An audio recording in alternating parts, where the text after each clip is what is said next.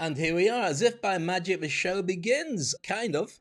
Welcome to our LinkedIn special. We do it live every Sunday, and it's what's missing from your life. Let's fix that today.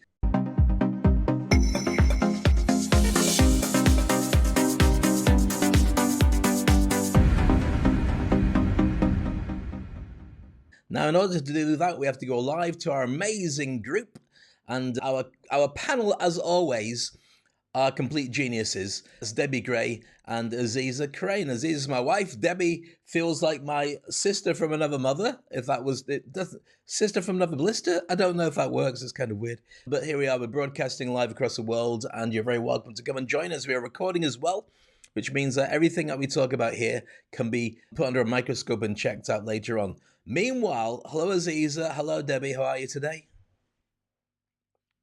Good morning, Dave. I'm brilliant, thanks. And yourself? Yeah, amazing. We just had a mad day running about shopping. In fact, literally, we've just got back in and we're just putting stuff away because I'm going to go to a hotel later on, book in because I'm hosting GITEX.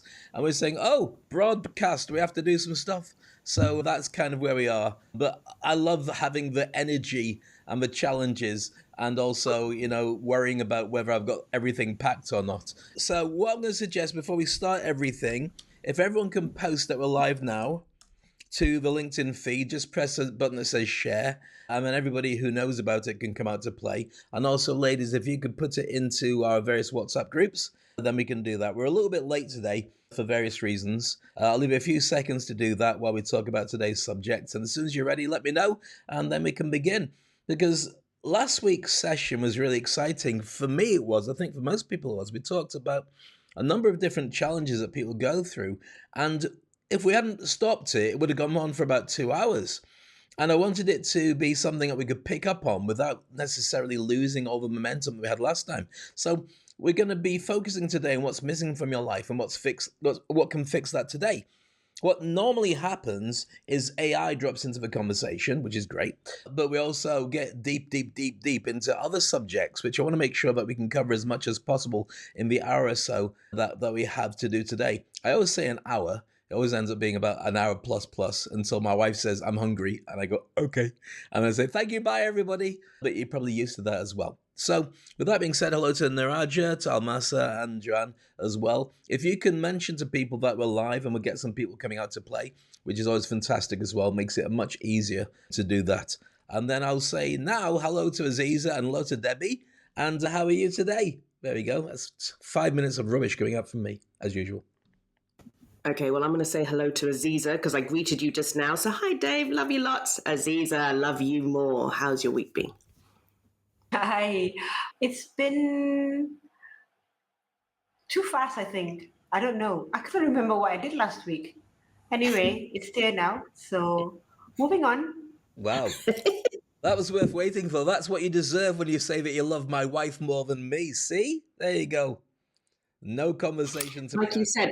Oh, and Dave, I got to say thank you for your intro. It is Don't patronize me. Really, really nice to be acknowledged as your sister from, I guess, just another mother. There must be a better way of doing it than that. Yeah, but I appreciate that acknowledgement. So thank you. It just makes sense because when we first started doing this podcast, we weren't really sure where it was going to go. We just threw ourselves into the deep end to see how it was going.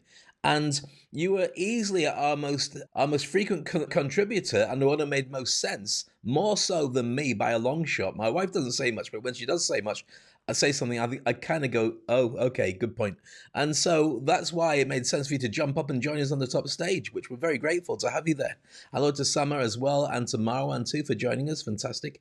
As always, before we start this show, he said 5 minutes into the show, if you can share on LinkedIn that you're live, then that means that people will come and join us and get through the subject as early as we can do without us going back over it again as normally happens. Now, a couple of ground rules. First of all, when you do come and join us on stage, and not everybody wants to, if you want to instead just basically type in the comments and ask a question there or a comment, we will read it out and we will share it if you don't want to go on the microphone or you've got kids in the background that make a ton of noise. But if you don't want to jump on stage, let's get straight to the brainstorming, not spending it forever telling about your life story. No disrespect, but it can go on a bit. and everyone can find out who you are and what you do with your LinkedIn profile. That way we get through lots of different content and lots of really good, smart ideas. All right, so that being said, what's missing from your life, everybody? Share it. Tell me. I'm wondering what's missing from my life. I've got a number of ideas of what's missing, which I'm happy to share with everybody. As I'm getting older, I'm thinking, well, I need to leave a legacy, not just a Who's Dave Crane legacy, but a financial legacy for my family. And so my focus is very much about stepping the game up on that. I was only ever interested in ticking boxes before, but for me now, it's about making sure that if I'm connected to all these big hitters, we do business together. And so that's what's missing from my life. Everything else I have, I've got a gorgeous wife, a gorgeous daughter, 2 dogs that are 1.5 dogs, really, to be honest. I'm really close to my mum still. I've got a small but perfectly formed group of friends, and my career is where I want it to be. So there's not a lot from me that I really want more, but what I'm discovering is once you start putting it under a microscope, you start going, ooh, that could be better, and that could be better. So there's me being transparent with everybody. Oh, and I'm too fat. That's the only thing. So maybe being a little bit slimmer, not from my point of view, just so I can live longer for everybody else's. I'm actually quite happy being tubby. It works for me. Probably looks disgusting to everybody else, but in a past life, I was clearly a penguin. All right, girls, over to you. Your choice. What do you want to say? Say there. I'm still traumatized by the vision of the penguin. Thanks for your share, Dave. Let's see what's missing from my life. Well, I have the love, as in the love in the form of I'm surrounded by people that love, appreciate, and value me, my children, my mum, my brothers, friends. So that's great. I think for me, it's now about stepping out of my comfort zone and stepping into the powerful person that I was before I was a mother. Go on. If that makes sense. That, I think, is what's missing. So now being an empty nester, it's about reclaiming that strength, that power, and having something to focus on now that I don't have kids to focus on as actively. Does that make sense? Yeah. Is that a viable answer? It does. So what you're talking about, and can I just double check? Am I too loud now? Because I've moved the mic up a little bit and so on. Does it sound like I'm too loud? If so, I'll move away. I'll go to a different room and use semaphore or something. Or is it? Not to me, but I've moved away from my mic as well. So hopefully it's fine. balancing. No issue. We only find out when it goes live and people say, well, I couldn't understand a word you were saying. It was all distorted. But if people are happy with that, including Mrs. Crane, then there we go. Now, here's the thing you were talking about. When you mentioned about the empty nesting and you talked about the changes that need to come, it sounds to me like because you've been given the wonderful knowledge and experiences that you've had throughout your entire life. You've raised a family, which is congratulations, that's amazing. But now you've got all this extra time and as much or as little as you want to do in it. And that's fantastic because they say now that they're capable of making our lives extend maybe another 5 or 10 years using nanotechnology and so on. But I'm not sure if I want to go from 90 to 95. I'm not sure if that part of my life is like, oh my goodness, another 5 years of waiting to die. It's now that you really want to have the adventure and the excitement. So I think it's a really good place to be. Is that about right, Debbie? You're kind of like reinventing yourself now.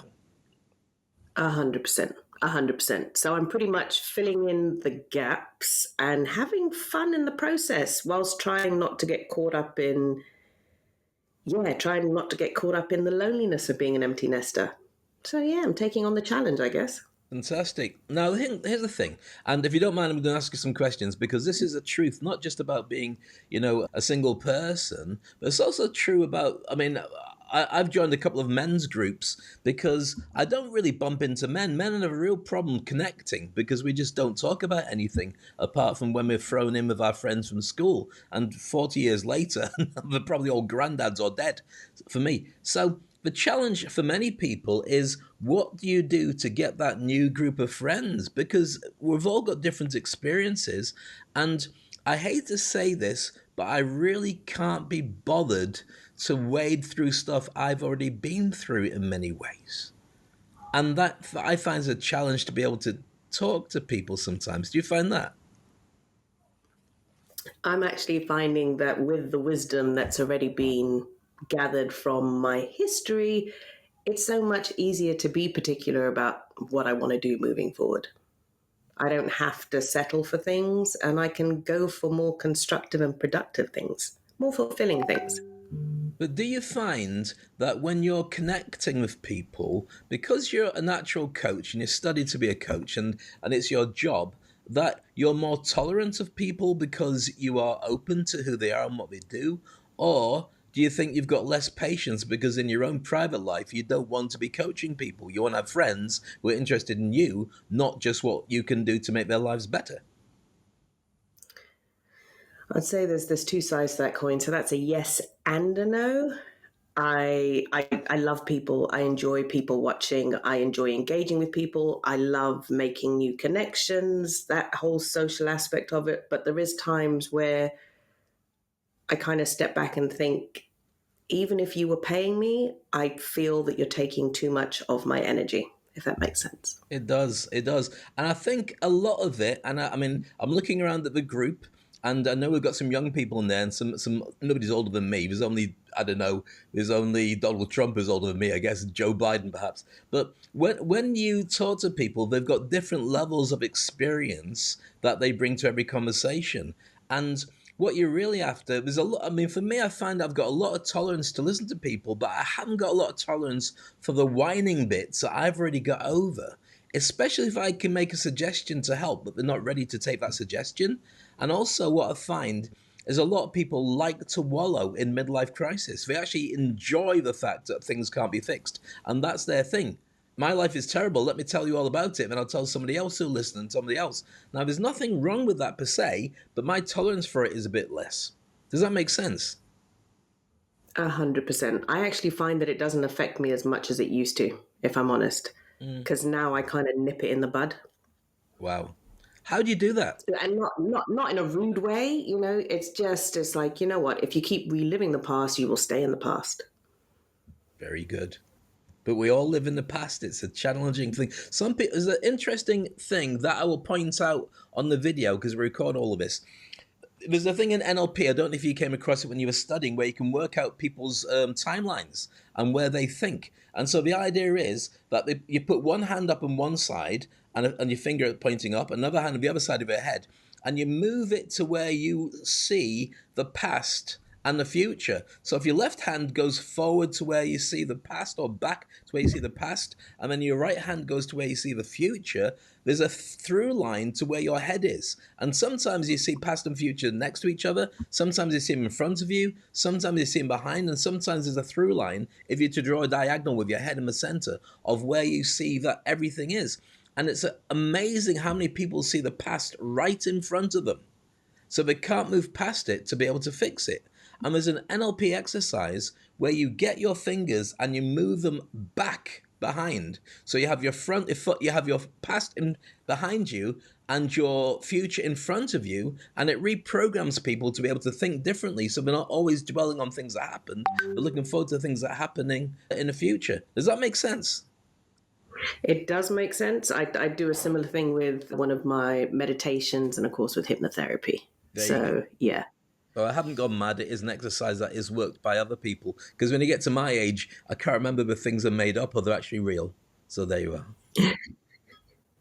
But here's the thing, the past is what's made us who we are today. So it's to be grateful for it. It's to appreciate it and, yeah, try to figure out how to find power in it in order to either empower others or empower yourself as the fuel to move forward.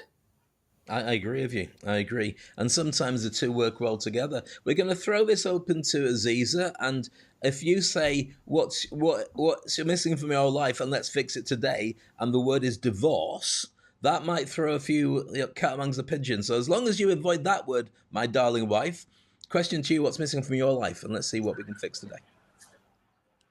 I don't think there's anything missing from my life at the moment. I think I'm really enjoying where I am. I think the issue, not issue, but why I say that is because I'm very impatient. So what I No. want to change, I'll just, well, it was a surprise, isn't it? What I what I want, I just fix it immediately. So I really can't be bothered to wait. Like, oh, it's gonna take 2 weeks. Like, really, why can't you fix it now? But So yeah, that would come across as go on. excessive nagging and nagging me when I'm already doing something that you want me to do, but do it faster. Would it be like that?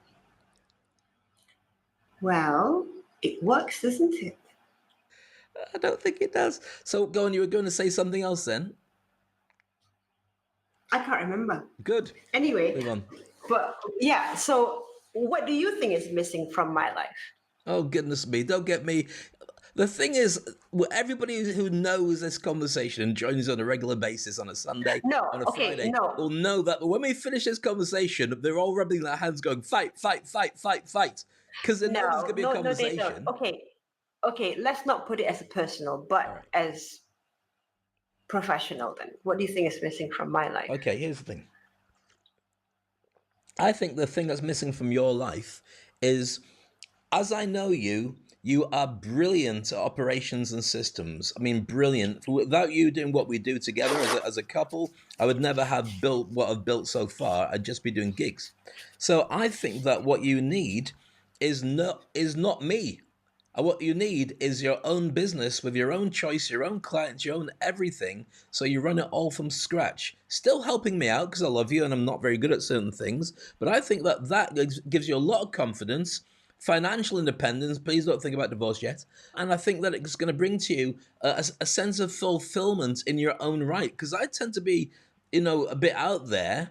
And it's easy to be under my umbrella, but anybody who knows you, especially on the podcasters, knows you've got a very strong personality and very strong way of doing things. I would love to see more of that in your life. Cool. I'm open it. There you go. So would I. I agree with that 100% because I honestly think Aziza would thrive and she would just take off. Yeah. So, yeah, Aziza, you can charge Dave for all that you do with his support, and multimillionaires, here you come. Yeah, feel free to hold on to the credit cards, which you're already holding on to. Enjoy that. That is hilarious. No, but yeah, I welcome the opportunity, and obviously work towards it. But only if you can pay. If you can't pay, let's move on. Okay, there we go. So that's a basic about doing business anyway. So apart from the domestic squabbles, everybody has joined us. Nice to see you. Welcome to our little group on a Sunday. We're still doing it on a Sunday today with good reason. I was doing an event for a room full of billionaires on Friday, and we turned around and said, Dave, do you want to host this? And it was kind of last minute. We said, Dave, do you want to do a podcast or a podcast for free, or we'll pay you to look after a room full of billionaires? And Elon Musk will be there as well. That's what I was told. And I chose to go and do the room full of billionaires, which is why we shifted to Sunday. So I apologize in advance. There will be video of content coming out later on of the event. It was quite stunning.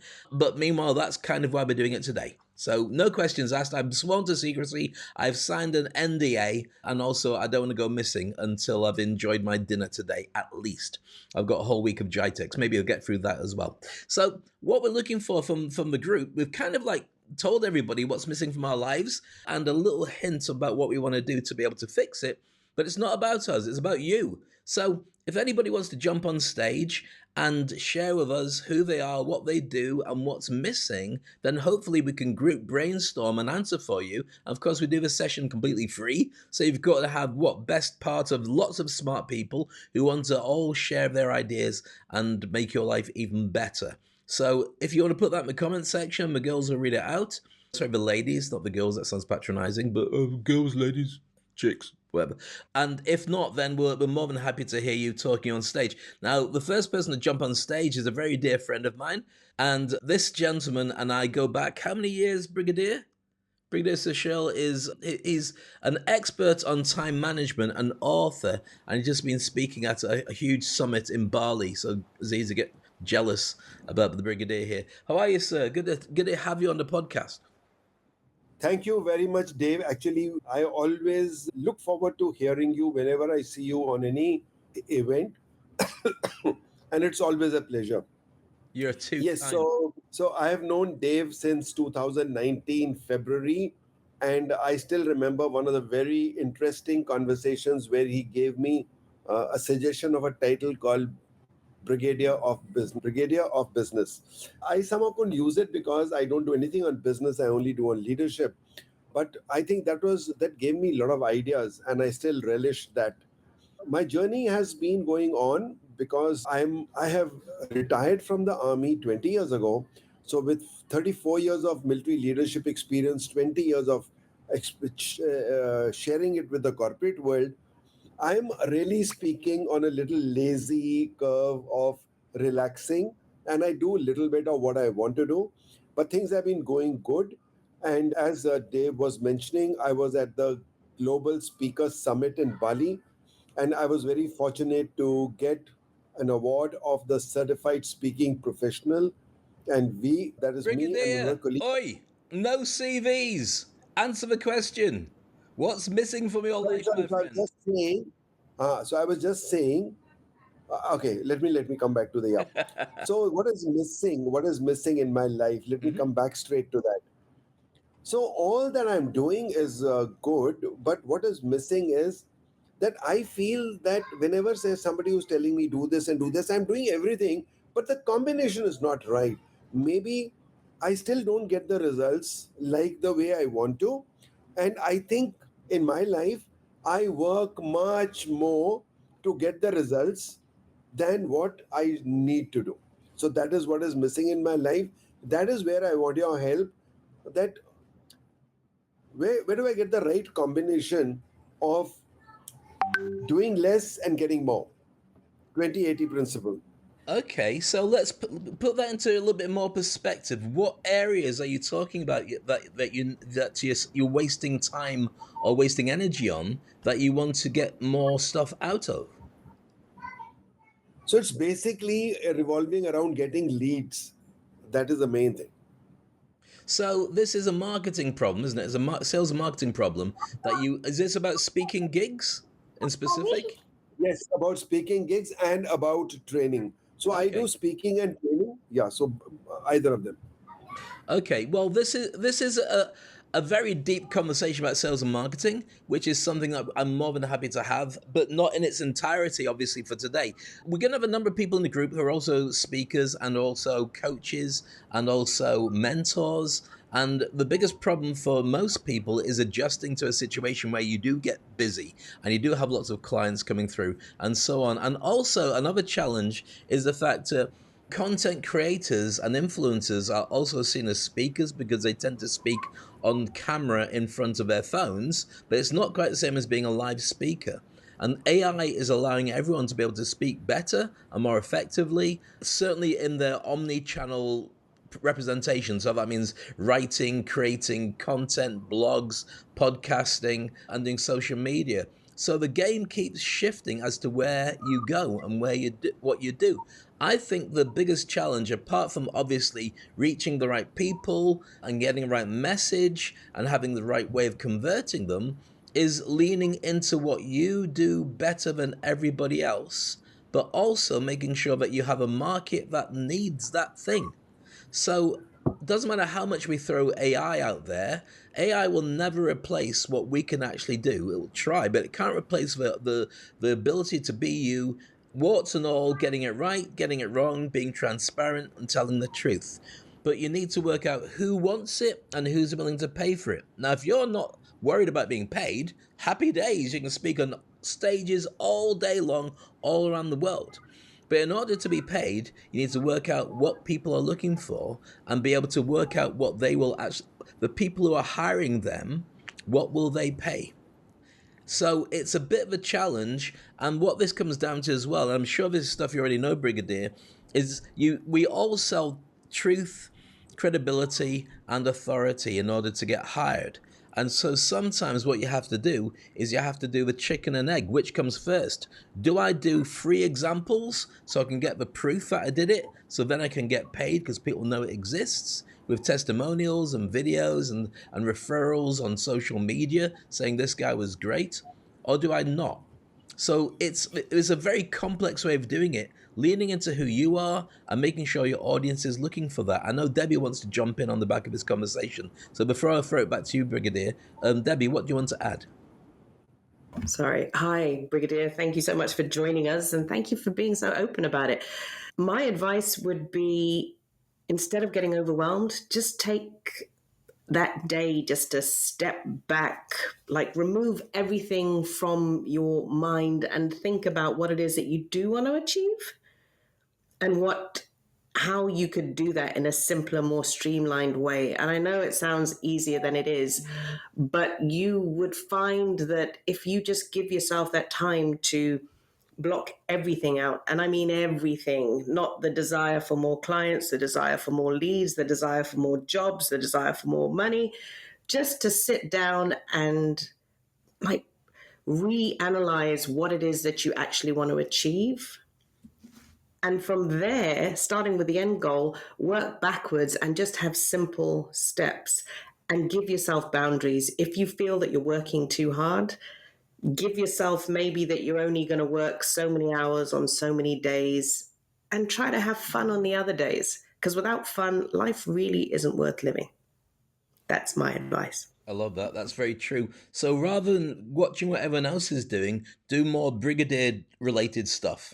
When you want to create more, then create more of what works for you rather than looking at what other people are doing and thinking, where's mine? What's missing? Because I should be the same as them. Because nobody's the same as us. I know that Aziza's got some suggestions that she can put into this. Put that on, and then we'll go to the Brigadier for a reply, and we'll go to what Joanne wants to contribute to the conversation as well. Hi. I just wanted to ask, what are the things that you can automate? And also, picking up from what Debbie was saying, when you have that list down, you have to write it down. Because then when you have to write it, not type it out, because when you write it, it somehow it works better. Then you can see which one is the most important and work on that. And then you break it down. Number one is important, number two is second important, number three is third important. And then on that list, you go, okay, how long you want to work on that. Say the most important one, you are willing to do half an hour on that. So you time yourself half an hour, then move on or take a break. When you take a break, clear your mind, and then when you come back a bit more fresh. But you have to write it down. And I find that works a lot, especially when I'm so overwhelmed with a lot of things that I need to do. Mm-hmm. I write things down. What are the things I need to do? Then in the morning, before I start, I go, okay, all the lists, which is the most important? I'll work on that first. Then I'll check it out, and it's done. And I find that I work faster that way. It depends on certain people, but to me, and I find that generally, a lot of people will find that method works as well. I love that. That's very true. I'm going to go to Brigadier in a moment, but first, before we do that, I'm going to add one extra element that makes it a lot easier. And that's a thing that we can do nowadays very easily, which is just turn to your AI support, which is your ChatGPT or whatever you would use, and throw questions at it. Tell them who you are, say what the problem is, and see what it comes back with. Because we can get lost in our own limiting thoughts and our own limiting experiences because we're so used to doing the same thing over and over again and getting the same results. Sometimes you need to be able to think out the box, and sometimes you need to have an expensive coach who's working with you. Well, there's nobody smarter on this planet at the moment than going to AI. But it needs to be taught about the parameters, who you are, what the challenge is. Get it to read your web page or your website or your LinkedIn profile or whatever it would be, and then suggest exactly what you said to us and say, can we produce a format that allows us to be able to get, or can you produce for me a format that allows me to get book solid once a week internationally based on these skill sets, and suggest for me a number of conferences that I would want to be able to talk to, and give me the websites and the contact list, if you can do the contact person, and then I can start working on it. And then you ask it to help you create that ideal presentation, and you ask it to then look at what you should do as an introductory letter. These are things that when you ask it, create a Word file or a Google Doc, and then start working through it. Get it to give you a timeline and break down in a year's time or a 6 months' time or 3 months' time. You want to be busy, busy, busy. Can you break it down by the day, by the week, by the things to do in the morning, afternoon, and evening to get me to have those results? Because otherwise, we're too close to ourselves. and we get distracted by family and friends and rumbling tummies and Netflix or shiny objects. At least then you've got a plan and it's a work in progress. Does that make sense, Brigadier? Over to you for your replies. I say over to you because I'm acting like I'm in the armed forces. Over to you, over! Which is ridiculous. The last person who ever has hair like this, maybe in the Rastafarian armed forces in Jamaica, that's possible, but certainly not anywhere else. Brigadier, what's your thoughts on what we just said? Dave, Dave, thank you so much. And I'm really grateful to Debbie and John for giving me wonderful. I've just made a note of all of these. And I think all of them were very relevant. Some I'm doing, some I'm not. But I know that what I'm doing, I need to do more of. Thank you very much. And that AI part was very good. And I've started doing it recently and I'm getting some good results. I'll take on that a little more deeply. Thank you so much. My pleasure. Thank you very much for joining us on stage. I'll just correct that Joanne hasn't said anything yet. That was Aziza. Aziza's my wife, Joanne's our friend. And anybody who wants to say that there's something going on, I will sue you. Okay, I'll let you off this time, Brigadier, but there you are. Brilliant. Lovely having you on the podcast, by the way. Feel free to chip in and share some stuff with us as we go through to Joanne next. Joanne, over to you. You've been confused with my wife. I don't know why. We're just friends. Good morning, everybody. Hi, Debbie. Hi, Aziza. You're amazing. I'm so glad to be here today. I've really missed you over the last few weeks. Listen, I love the conversation. It's a very, very big topic, probably one that you could extend over the next couple of weeks. But listen, my idea behind it is potentially, right? If there was nothing missing in our lives, then we'd be living in the perfect world, I think. For me personally, I've asked myself and I've pondered on this question over the last since you started there. And I think for me, I'm going to get all mushy now, right? But I think love is something that is missing in my life personally, because we're great at talking about concepts and everybody else. But for me personally, I think love is missing in my life. And I was kind of pondering on that. And what I came up with was it's always that mirror reflection. So then if I don't love myself enough, because it always comes back to ourselves, right? What we're reflecting out into the world. So then it comes down to believing in myself. Now, there are times I've achieved great things over the last year and what have you, but there's ups and downs. That's the journey of life and what have you. And I was at a conference yesterday and somebody said something profound to me. And they said, we can do all the courses in the world and there are many people out there, but they're still not making it. And the bottom line is we're not believing in ourselves. We don't have peace of mind and we're not coming into our heart and living from our heart space. And that's where we're authentic and that's where our power is. And that's when we can just be so strong. We can have our boundaries, like Debbie is talking, which is really important, our boundaries, and that balance of our energy giving and receiving. So I'll just leave it at that and just see what you have to say there, Dave. Thank you. That's brilliant. And thank you for being so transparent when you're talking about love. I studied this ages ago. I remember, I think it was at school I studied about love. And there's like 5 different versions of love. There's love for you in the world, love, romantic love, self-love, love that you share with your friends, and love for, I don't know, Netflix. But there's at least 5. And it's really a case, ultimately, of, I mean, one day we're born, one day we die. Between now and then, it's all experiences, which you've kind of heightened and spoken about with your comments anyway. I think that the challenge is better questions. And once you have something that's really difficult, as you mentioned earlier, about love or whatever other people in the group are thinking about, the beauty of it is when you know something's missing, that's your challenge to fix. And once you've fixed it, you can go, oh my goodness, that's amazing. Now I have it exactly designed as I want it to be. And initially it's difficult and sometimes it goes wrong, but by the rest of it, you'll know exactly what it is that you want because you've designed it and got it for yourself. So something that's missing is fantastic, because if you went through your life with everything that everybody else has, and then you get to the end of your life and go, oh, I've never tried that before because I didn't know it was missing. That's why I think it's so good to know and to analyze what the challenges are to be able to work with them. I know that Debbie's going to jump in a moment, so I'm going to go straight to Debbie before you reply to that, Joanne. Debbie, go. It was actually Aziza first, but I'll take advantage. Joanne, thank you so much for joining us today, and thank you for being so honest and vulnerable with that. Love is something is something which I always feel is we kind of get caught up in how we want things to be. And with that, we start acting in that role, whether it be a parent, whether it be a wife, whether it be a husband, whether it be a business partner. We get caught up in that role until we suddenly stop and think, I'm not getting what I actually want out of this. And that's when it's to turn around, like you said, look at yourself, look at that reflection and think, what fulfills me? What makes me tick? What do I really want? And that's where you have to start being selfish.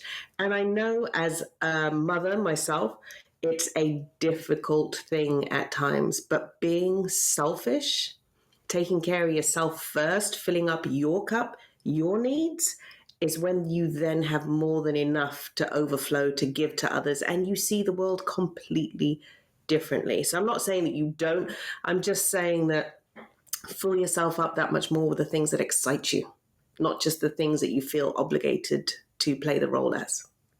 I'm going to throw one thing in before we go to Aziza on that, just to add to what you said, Debbie. As a parent, it's very easy to spend all your time, all your energy, all your love, all your ambitions on your children so they get the best of what they want.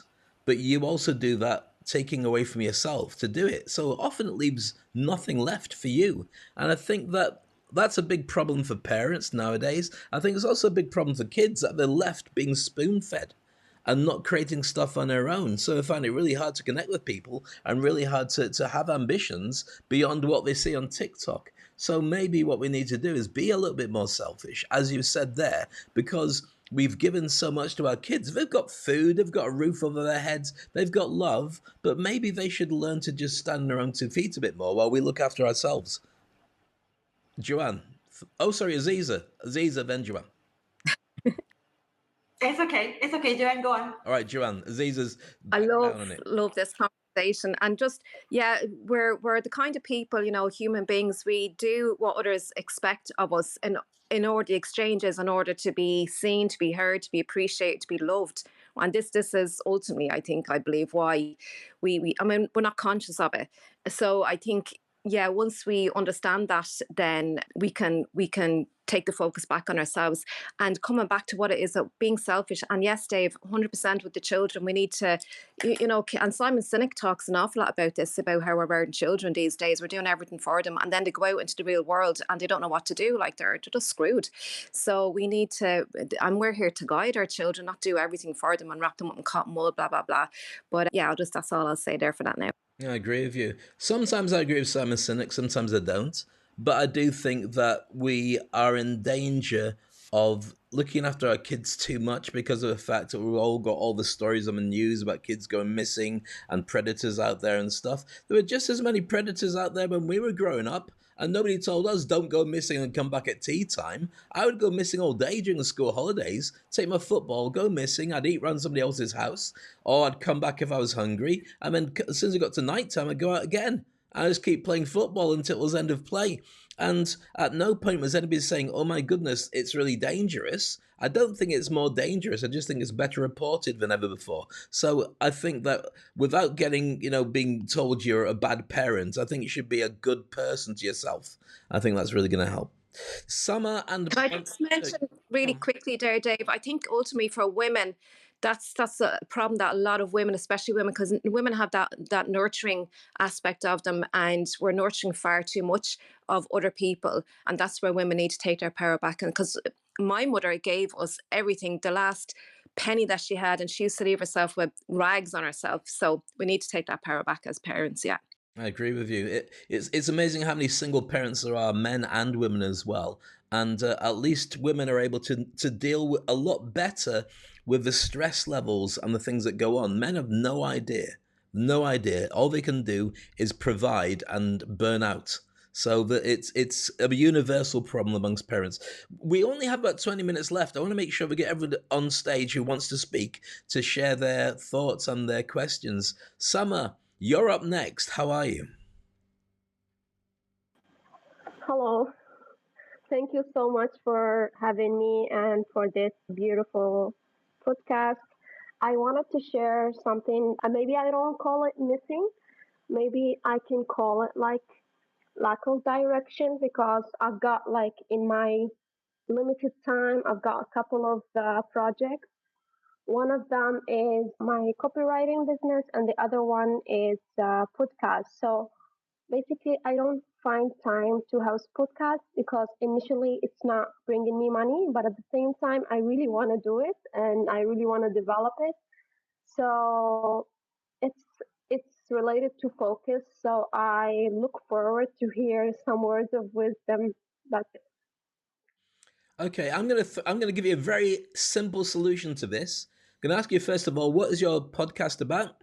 My podcast is about communication related to writing, listening, speaking. So it's actually also related to my business. So they work together. But as I said, like it doesn't bring any source of income, and at the moment I need to focus on more on financial stability and that. I, I understand. I think Aziza's going to jump in on this one. She wants to say something, so I'm going to throw it up to Aziza before I comment. Hi, Sama. Okay, when we first started doing podcasts as well, I've had the same questions going through my head. Like, Dave wants to do the recording of podcasts on any day and record and getting guests any day, blah, blah, blah, blah. And I thought that is not cost effective at all for bringing in the business, and he needs to work and everything. So I put boundaries down. I told Dave, basically, like you have to do to yourself, what are the days of the week that you have to do your copywriting? That's your working, that should be your working hours. And then have one day where you only do podcast recording, have it bulk recorded. So then you have already episodes to go out. You do not wait for, oh, are you free? Are you free? You tell people these are the days, this is the only day of the week that I do recording. Just like how you do bulk social media posts. You obviously you write it on your own, but you do a lot, so you can then just put it on the platform or the portal, and it goes out automatically to your social media. But you have to see the days of the week. When is it that you want to do your work, and what is the day that you can do your podcast recording? And that's how you juggle it. That's how we do it, at least. Oh, that's nice. A great way to look at it. Yeah. Thank you so much. Mhm. So, yeah, I understand that. I would also add to it the fact if you combine your copywriting with your podcast and make it all about a copywriting podcast, then you're going to get people turn around and say, "Ooh, that's interesting. Maybe we should hire you as the expert on it." So what you can do is bring on copywriters or bring on people who are in the supply chain for copywriters. And that allows you then to be able to just do the both at the same time. Now, you don't generally make money out of podcasting, but it is completely great marketing when you do a podcast. Even if you do it as a video podcast, like I record this on video, I mean, I put up captions as we go, so I can have a video version of it as well. You can take snippets of this and use it as your social media. You can use a transcription and use that as part of your content as well. And also, if you look at who would be using your skills, who would want to hire you, who's in the supply chain, maybe people are publishing books, maybe people are writing magazines, or I don't know who your ideal client would be, but interview those, bring them on, talk to the people that already work with you, because that makes people say, that's fantastic, and you're clearly an expert, let me work with you. And that's the way I would throw this in, because I think it feels to you like you're doing two separate jobs. They should all be on the same thing. I talk about speaking everywhere. I do podcasts on speaking, positioning yourself, and I write all about speaking. Speak on Stage is the name of the podcast and so on. But I make sure that at any point, just like a fishing net, somebody who finds you can then follow back to who you are and find a call to action to be able to hire your services. So maybe you need to look at how easily that reach and that impact you have can convert for people to then hire your services. Does that make sense? I know Debbie wants to jump on next. I was just going to say, oh, go on. I was just going to say a valid tip would be, does it excite me? And if it does, great. And if it doesn't, what would excite me? That's how I would base a lot of things moving forward. Just my little input. There you go. Does that help you, Sam? Does that work? Yeah, absolutely, absolutely. I was just thinking because the right now in the podcast, I can really relate with what Debbie says. Does it excite me? Because when I was in the process of creating podcasts, what mostly excites me is the research and the knowledge I get from researching about this topic, and it's really interesting. So the takeaways that I am taking from this podcast is that from this meeting, so that you don't get confused. I wanted to first organize one day for the podcast, and secondly, I wanted to explore if I can make it like niche down to copywriting, or I wanted to keep it like, to the four skills of communication: writing, speaking, listening, and so on. Because also the psychology of communication really interests me. So yeah, that also comes back to what Debbie says about excitement thing. Because at the end, if I don't find it exciting, it's not gonna last forever. So yeah, thank you so much for your tips and insights. Our pleasure. Thank you for jumping on stage, by the way, Summer. One thing I would say before you disappear as well is the big challenge for anybody who's in the journalism world, and I'm an ex-journalist, well, I'm still kind of a journalist, an ex-BBC journalist, is copywriting is easily replaced by AI, far too easily. And so I think that maybe the problem of converting it into cash is a copywriting problem because of the actual job you've chosen, as opposed to the marketing that you're doing. What I would do is I would look at what your offering is to the market, look at who wants that stuff, and make it very specific to them. If it's generic and everyone can get it just by going onto ChatGPT and getting access to a script or an article or so on, and it's kind of okay, not the way they'd want it, then that's what they are going to do. People generally are, I mean, nobody reads anymore on a website. They scan. They look at the top, they go down, look at pictures, and get to the bottom in like 10 seconds. They don't care about all the beautiful way it was written unless they're looking for beautiful writing. So maybe what you need to do is pivot and maybe go into helping people to launch a podcast, or maybe helping people to use their own voice and get it out there. I'm just throwing it out there just as a thought. That's nice. That's nice, actually. There is something called UX copywriting that I'm exploring right now. It means user experience copywriting. It's related to websites copywriting, where you can actually guide the user from A to B, like from first entering the website until leading them to actually be a buyer, convert them. And that's actually something interesting, and ChatGPT cannot do that. So yeah, that's something that I'm exploring at the moment. The thing is, it doesn't matter whether ChatGPT can do it or not. It's a perception of people that ChatGPT can do it. That's your battleground. If people think that it's the same thing, like for instance, is it the same having a home cooked meal or going for fast food? No, home cooked meals are a million times better. But if you're hungry and you can't be bothered and it's convenient, that's where people go. So that's what your battleground is, working out what people will pay for and offering that. And you're in a very challenging position right now because AI is going to get better and better at copywriting. It's already brilliant at mimicking voices and so on. So how can you pivot your knowledge skills? For me, here's what I would suggest. I would suggest that knowing what you know about how to write and your knowledge of Arabic and English, I would consider leaning into prompt engineering, which is a new and in demand industry that is really down to your knowledge of what you say and how it affects the programming of the AI and how it gets the results that you want. And then suddenly you've got an industry that's really short of people and your skills come in. Same as any coach or anybody who knows NLP and the effect you have on a human when you talk to them. AI is not that different. So maybe it needs a bit of a pivot and a rethink of where you are and what you do. I love that. I really love that, Dave. I actually love prompt engineering. It's something that I find it so interesting. So yeah, I might think of including this topic in the podcast.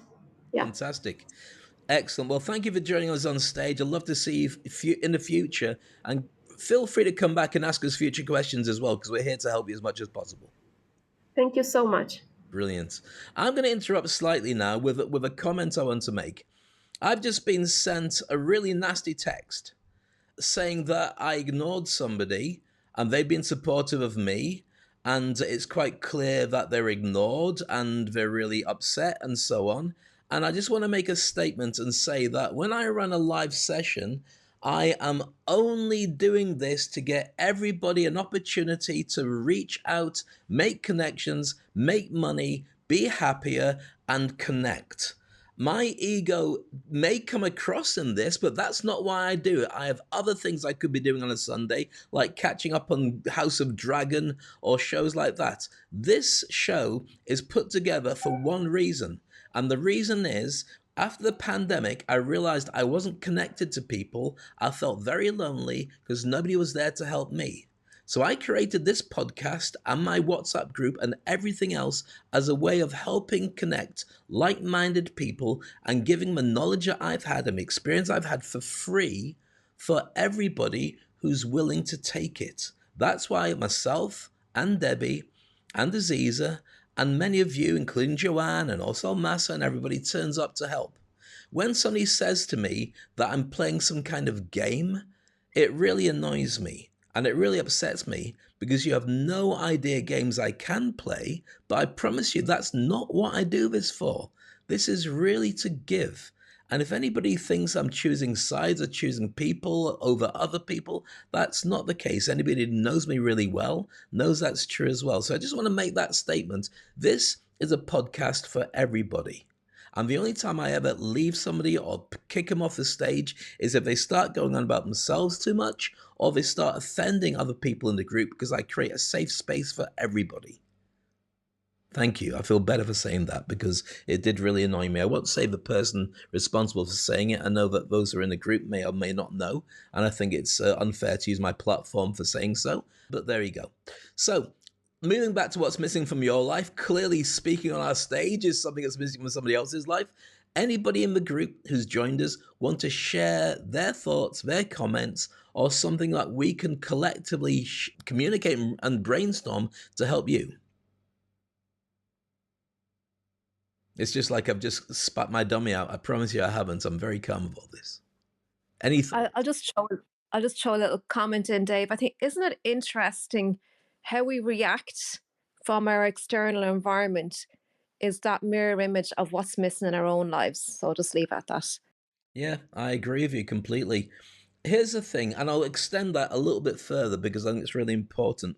When somebody says that they hate you or somebody says they don't like you, what they're actually pointing out is something in themselves that they see reflected in you that they don't like.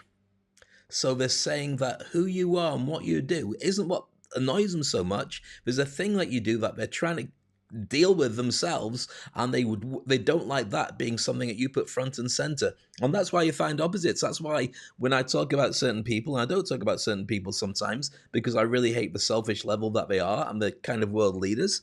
If I was in their position, I'd be doing it to make the world a better place, not making the world Dave shaped. So I think, Joanne, you're spot on with that. But hey, it is what it is. And I'll continue to do what I can to help people as long as there's breath in my body and there's money in my account. So there we go. Any thoughts? On a light-hearted... Go on. Go on. I was just going to say, on a light-hearted version of that, when you said things that we hate, yeah, there's also that saying that things that you hate, you attract more and more. And then you have people saying, I hate millionaires, or I hate money. Like, yeah, I'd like to attract more and more. Sorry, just putting that in, trying to bring a little bit of comedy in. But you're absolutely right with that. For anybody who's not joined our WhatsApp group, by the way, or anybody who's not joined any of our programs, then our WhatsApp group is completely free. And in there, you'll know before most people did that I had to cancel Friday's session because one of the things I've mentioned is I'm now more focused on providing for my family, not just doing stuff, but providing for the long term, as in after I've gone. And so I was hosting a room full of billionaires on Friday. And yeah, I got a fee for doing it, and it wasn't the level that you would think it is. but I'm now giving myself consciousness and permission to lean into stuff that I would previously find uncomfortable, because that's clearly what I have to do to be able to get the results I need. So for somebody who doesn't like to speak but realize they need to speak, start speaking. Is it horrible? Will you make a fool of yourself? Maybe, but at least you'll start to find out what your voice is like, and then you can start making some changes that go with it. So sometimes it's as I mean, my signature phrase is jump and grow wings on the way down. I think it's very important to be able to trust yourself, take calculated risks, and do stuff that you need to do. Today's section is what's missing from your life, not missing. Don't know what missing is. What's missing from your life, and let's fix that today. And sometimes what's missing is you won't take a risk to do something that's really uncomfortable. Asking yourself realistic questions and then breaking those questions down to what's stopping me and what do I need to do to fix it and who can help me and what's a time scale and what will it cost me, or what will it cost me to do it cheaper. And before you know it, there's a roadmap right in front of you hadn't considered that sometimes will get the results that you really, really need. Debbie, over to you on that, because you're the expert coach on the panel. Over to you. Expert coach, I wouldn't go so far, and all of a sudden my mind has gone blank. But yeah, I would say, you know what, most of us look at something and we look at the full picture and it intimidates us. Lean into what's uncomfortable and just take little bite-sized steps. That's where I would say people would achieve a lot more, rather than looking at the whole picture. Just get a little bit uncomfortable with a little aspect of something that makes you uncomfortable. Lean into it. You'll get more comfortable with it, and you then expand with it. It becomes more fun, it becomes more exciting, and you see ways to make it your own. So the goal is achieved, but little bit by little bit if it seems intimidating. That's true. It's like the old phrase about how do you eat an elephant one bite at a time. And what you find, I mean, I remember years and years ago when I first moved to Dubai, when you're first moving in your 20s and you're challenged, you're thinking, how do I do that? How do I do this? There's lots of different things that are difficult in my life. And a friend of mine turned around and said, well, what you've got is like this brick wall between you and where you want to be. But all the bricks are separate. Take one out. And then you can start seeing through to the other side. Take a few more out, and before you know it, the wall crumbles, and you can get to where you need to be. So often the big challenge isn't a huge challenge. It's one or two things that you need to pivot, and then you get the results that you want. I just want to point out the fact that, by the way, later on today, we have got a podcast from one of the people in our group. Monica's got a session, Secrets on How to Beat Procrastination, and what if this is game-changing. So I want to plug that because I like to support as many people in our community as possible. And if they're creating podcasts and doing things, then I'd love everybody to support them as much as possible. So with that being said, we've got a few minutes left in this group. What I suggest we do, because the audience that we got are lovely, beautifully formed, but kind of quiet as well. I'm going to throw it to, before we'll keep it about an hour today, because I've got to book into a hotel later on because I'm looking after Jitex.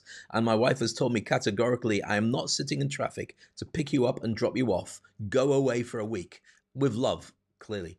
I'm going to throw it around the panel, which is Joanne, Debbie, and Aziza, to summarize what your thoughts are on today and what you'd like to share with the audience, your takeaways and what your shares are. Joanne, would you like to go first?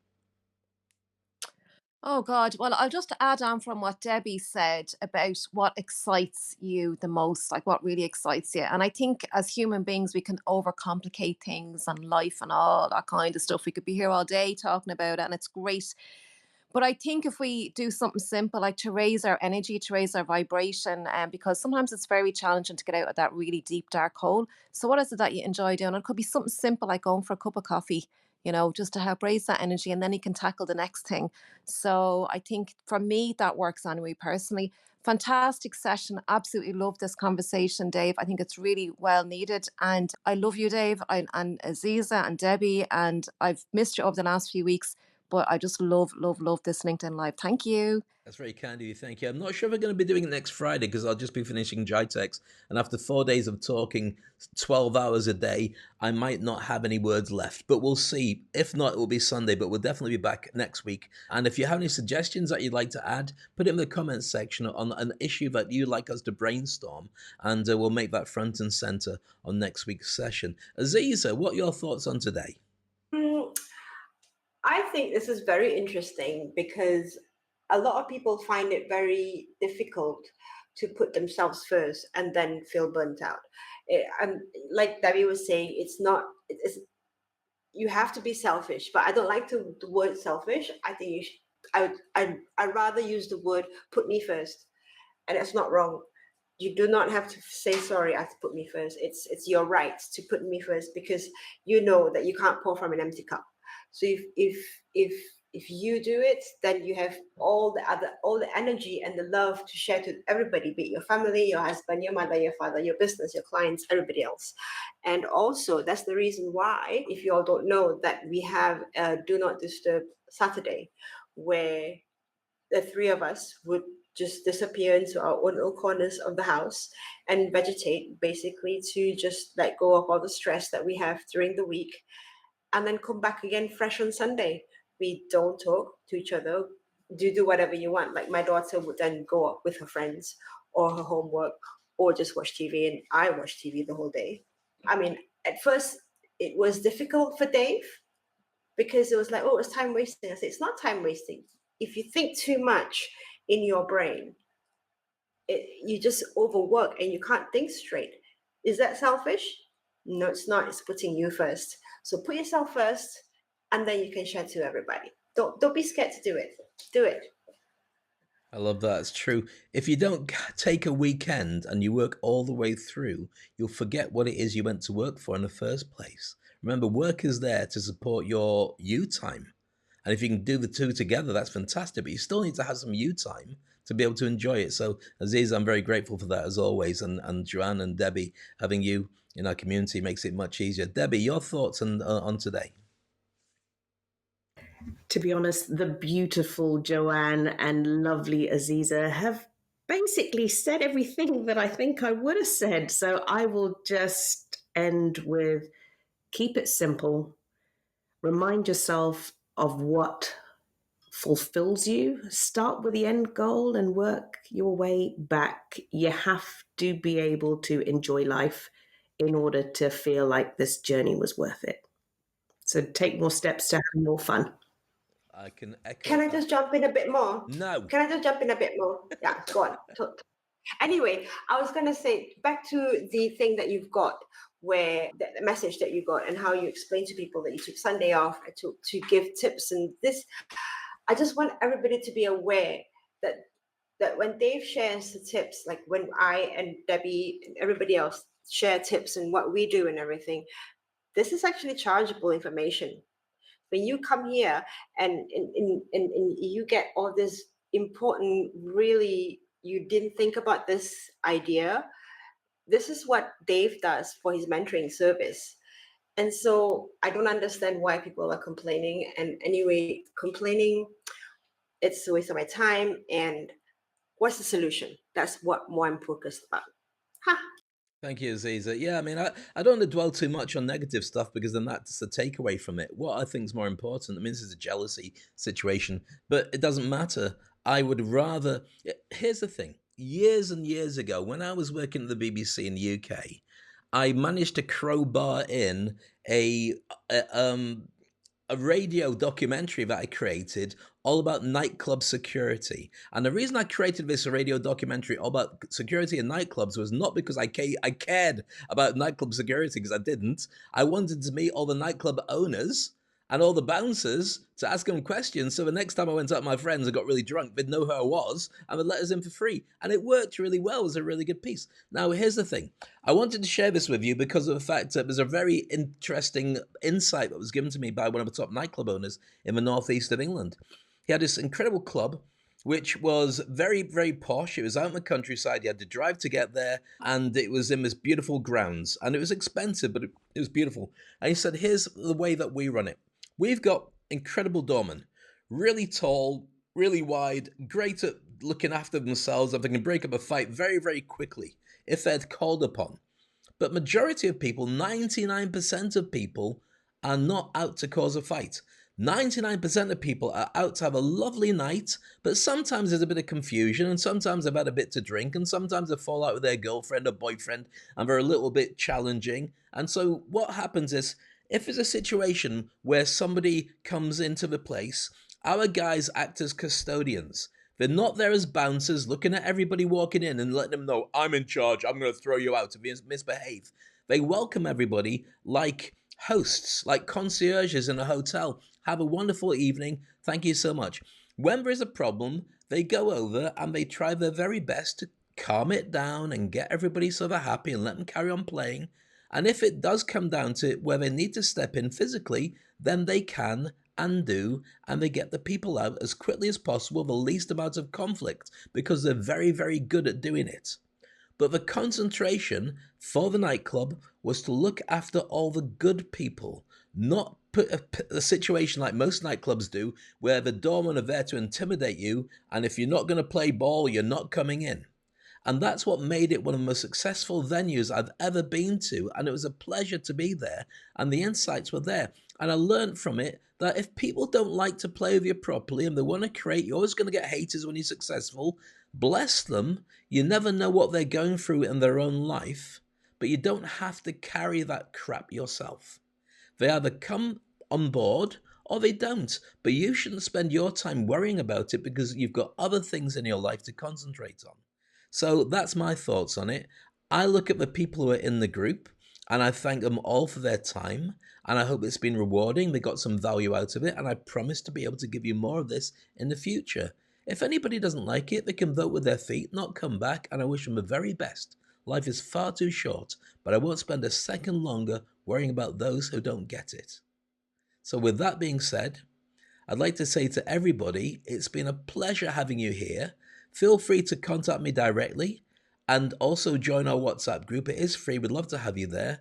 And if you want to, be more interactive for the next session, because we'd love to know who you are, what your thoughts are, and help you too to be able to jump and grow wings on the way down. It's Speak on Stage. It's been amazing having you here. Look after yourself and talk to you soon. Bye-bye.